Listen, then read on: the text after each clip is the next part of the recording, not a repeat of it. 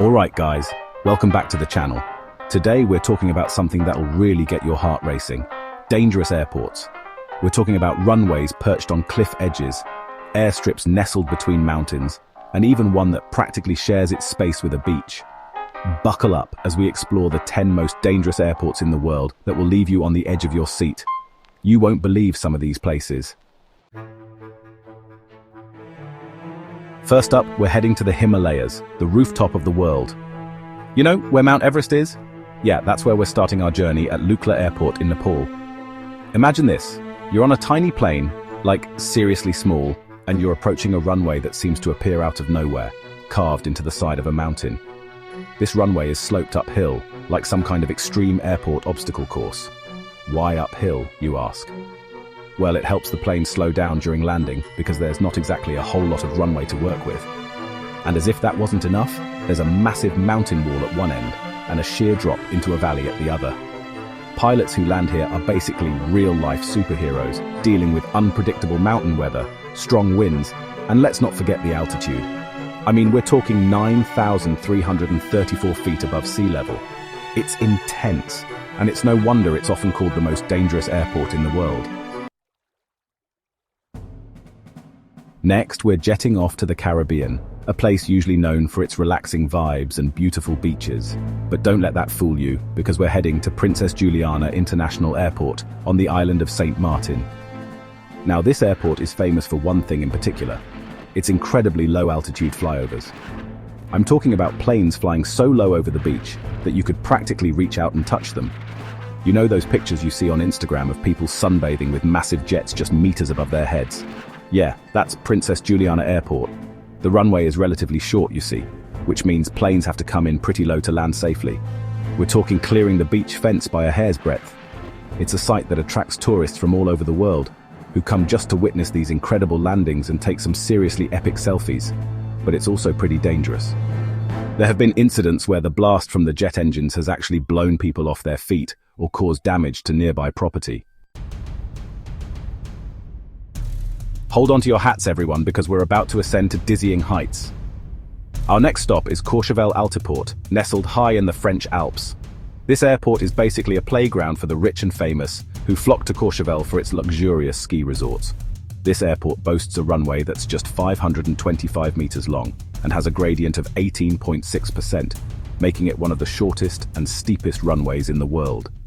Pilots need special certification to land here, and even then, it's considered one of the most challenging.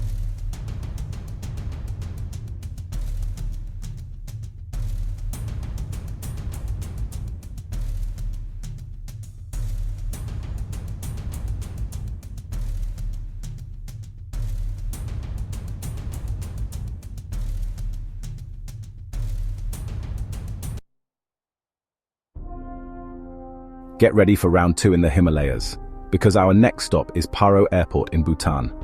This stunning airport is tucked away in a deep valley, surrounded by towering Himalayan peaks that seem to touch the clouds.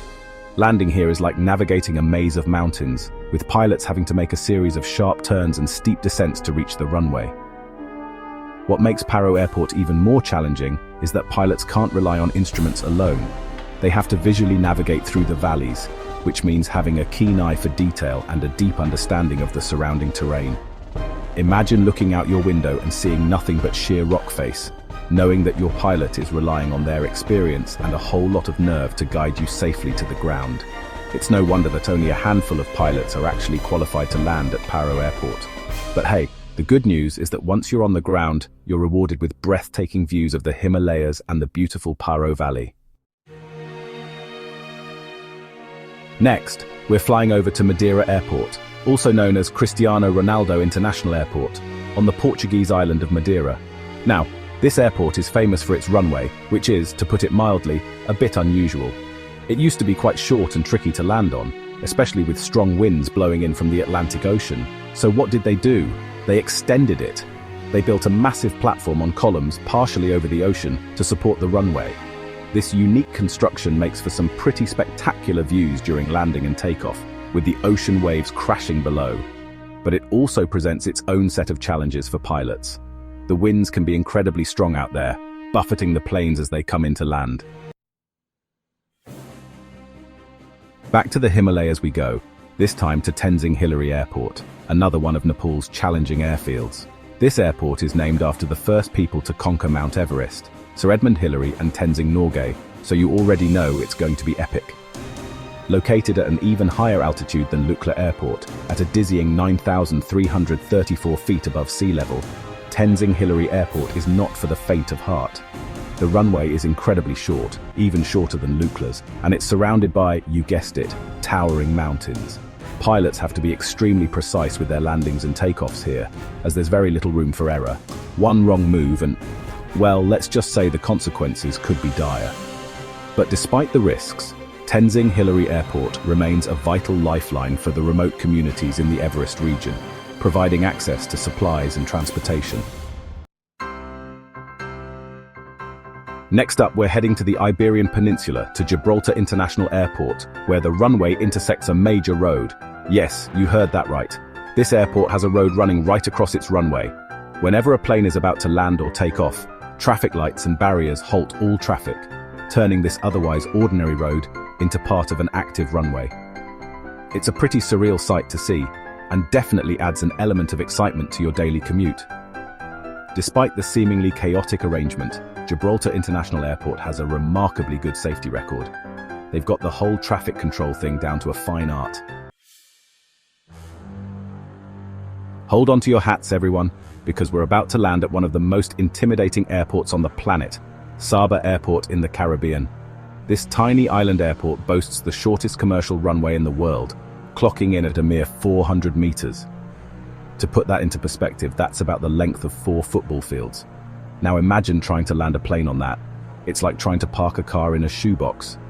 It requires incredible skill and precision from the pilots, who have to make a rather dramatic approach to the runway, maneuvering between cliffs and mountains before making a steep descent onto the tarmac. Adding to the challenge are the strong crosswinds that frequently buffet the island. It's no wonder that Saba Airport is often referred to as one of the most dangerous in the world. But despite the risks, the views during landing and takeoff are simply breathtaking. Next, we're off to Central America, to Toncontin International Airport in Honduras.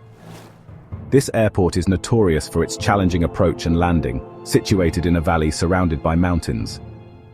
Pilots have to make a steep descent through a narrow passage, almost like dropping into a bowl, to reach the runway. Despite its reputation as a hairy airport to fly into, Toncontin International Airport remains a vital transportation hub for Honduras, connecting the capital city, Tegucigalpa, to the rest of the world. And now, for our final destination, we're traveling back in time to experience the legendary Kai Tak Airport in Hong Kong. This airport, which closed in 1998, was infamous for its terrifying checkerboard approach, a landing procedure so visually dramatic it's hard to believe it was ever real. Imagine this. You're flying towards the bustling city of Hong Kong, skyscrapers looming large in the distance, but instead of a straight-in approach, your plane makes a sharp 47-degree turn, seemingly out of nowhere. You're now flying incredibly low, so low that it feels like you can practically reach out and touch the rooftops of the apartment buildings below. Although Kai Tak is no more, replaced by the modern and much safer Hong Kong International Airport, its legend lives on, a testament to a time when aviation was a bit more raw, a bit more daring. So there you have it, guys, the top 10 most dangerous airports in the world. From mountaintop runways to oceanside platforms, these airports certainly add an extra element of excitement to any journey. Thanks for watching. If you enjoyed this video, don't forget to like, subscribe, and hit the bell icon for more thrilling content. Let us know in the comments which airport you found the most terrifying. Until next time, safe travels.